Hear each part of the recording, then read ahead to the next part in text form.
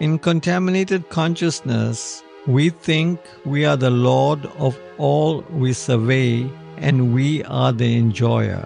But actually, the Supreme Lord is both the creator and enjoyer. And the living entity, being part and parcel of the Lord, is neither the creator nor enjoyer, but a cooperator. For example, a part of the machine cooperates with the whole machine. One nourishes a tree by watering the roots, and one nourishes the body by feeding the stomach. For the body to be healthy, all its different parts must cooperate with the stomach and not try to enjoy separately to be happy. There is complete facility for the living entities to realize the complete, and all sorts of incompleteness are due to incomplete knowledge of the complete. Bhagavad Gita contains the complete knowledge of Vedic wisdom, which is beyond any mistakes and is the essence of all Vedic knowledge. Vedic knowledge is not a question of research. Our research work is imperfect because we are researching things with imperfect senses. Vedic knowledge is received from transcendental sources which are infallible. Human being has 4 defects, and with these defects one cannot deliver perfect information. Vedic knowledge is above these defects and should be accepted as it is without interpretation.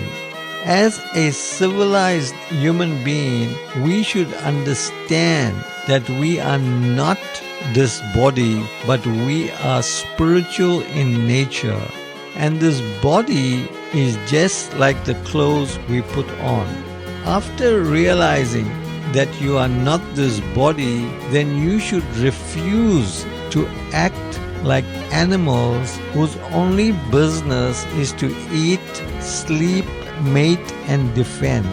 The Bhagavad Gita fully explains the duties of human birth, which is to return to our real home, which is in the spiritual world, and this can be easily done by just accepting the instructions of Lord Krishna in the Bhagavad Gita.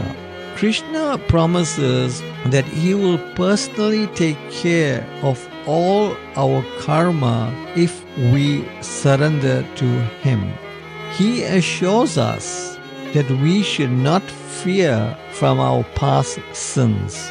The material energy is the separated energy of the Supreme Lord, and the living entities are also energy of the Supreme Lord, but they are not separated but eternally related. This means that the living entities have an eternal relationship with the Supreme Lord. Karma is not eternal, and we are suffering or enjoying the results of our past and present activities from time immemorial. The results of our karma can be changed. This is very important point because most people think that one cannot change one's karma. But this is not true.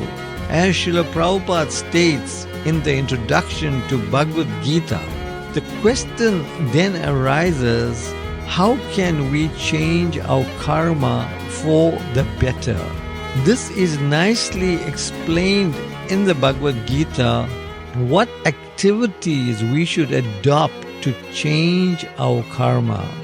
Therefore, it is essential that we read Bhagavad Gita as it is to know what activities we should perform to get free from our karma.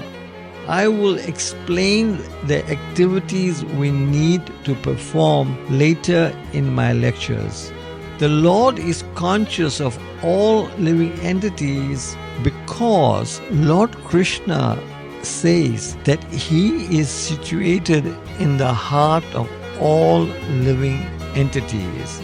The Lord gives direction to living entities as per their desire. By acting independently of the Lord's instruction, we entangle ourselves in the actions and reactions of our karma. Only when the living entity is in the mode of goodness and understands what activities one should perform, then only would he be able to realize the inner self. If he does so, then all the actions and reactions of his past karma can be changed. Lord Krishna says that when he descends to this material world, his consciousness is not materially affected. If this was the case, then Sri Krishna would have been unfit to speak on transcendental matters as he did in the Bhagavad Gita. We cannot say anything about transcendental or the spiritual world without being free from materially contaminated consciousness. The Bhagavad Gita teaches that we have to purify this materially contaminated consciousness. In pure consciousness, our activities will be dovetailed to the will of the Supreme Lord, and that will make us happy. It is not that we have to stop our activities, but we should perform purified activities which are called bhakti. Activities in bhakti may seem to be like ordinary activities, but they are not contaminated because in pure activities we do everything for the pleasure of the Supreme Lord. These activities are transcendental to the three modes of material nature, namely goodness, passion, and ignorance. When we are materially conditioned, we are called conditioned souls. When we think we are this material body, we are under our false ego. One who is absorbed in the bodily conception of life cannot understand his true situation.